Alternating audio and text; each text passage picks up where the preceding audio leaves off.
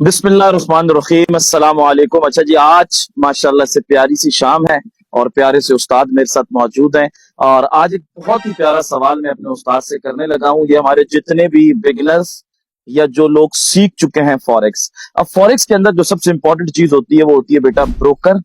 अब पाकिस्तान के अंदर, कराची के अंदर जिस तरह से बरसाती मेंढक होते हैं ना, उसी तरह से हमारे कराची और पाकिस्तान के अंदर इस तरह से ब्रोकर जन्म ले रहे हैं।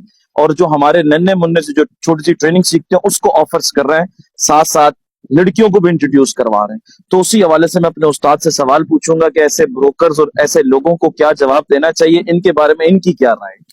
बिस्मिल्लाहिर्रहमानिर्रहीम सल्लल्लाहु अलैहि वसल्लम। असद भाई, बहुत प्यारा सवाल किया आपने। तो कहते हैं ना, हर चमकती हुई चीज सोना नहीं होती और दूर के जो ढोल होते हैं सुहाने होते हैं। असल में मेन प्रॉब्लम क्या है, मैं आपको बता दूं कि मार्केट के बिजनेस से पिछले 10-11 साल में मैंने काम किया।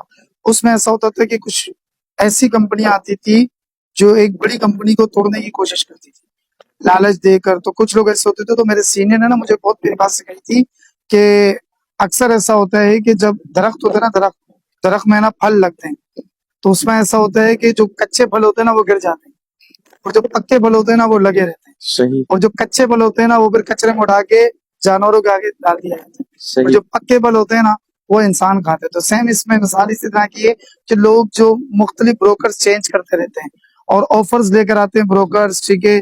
और ऑफर वही मारता है और लोगों को तोड़ता वही है जिसको जनरेट करना नहीं आता। सही है। जिसको जनरेट करना नहीं आता वो लोगों को तोड़ेगा, और जिसको जनरेट करना आता है उसको किसी को ऑफर करने की जरूरत नहीं है, बल्कि वो अपनी मेहनत से इतना ग्रो कर लेता है कि वो अपने आप को आगे ग्रो कर देता है। इसलिए कि एक दिन हुआ क्या कि एक ट्रेनर था, वो एक कंपनी में गया, अपना माइक्रोसॉफ्ट कंपनी, माइक्रोसॉफ्ट सॉफ्टवेयर। तो वहां के मैनेजरों को ट्रेनिंग दी, तो उन्होंने उनसे प्रेजेंटेशन चेक की।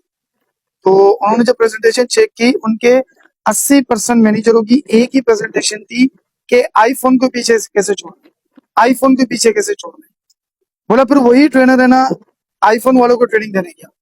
जब आईफोन वालों को ट्रेनिंग देने गया तो उनकी प्रेजेंटेशन चेक की, उनके 100% जो थे, जितने भी मैनेजर्स थे, उनकी एक ही प्रेजेंटेशन थी, अपने आप को बेहतर कैसे करना। क्या बात है, जबरदस्त। आईफोन के लेवल का ये मकाम है कि आईफोन किसी को ये नहीं देखता कि मैं उसको तोड़ूं।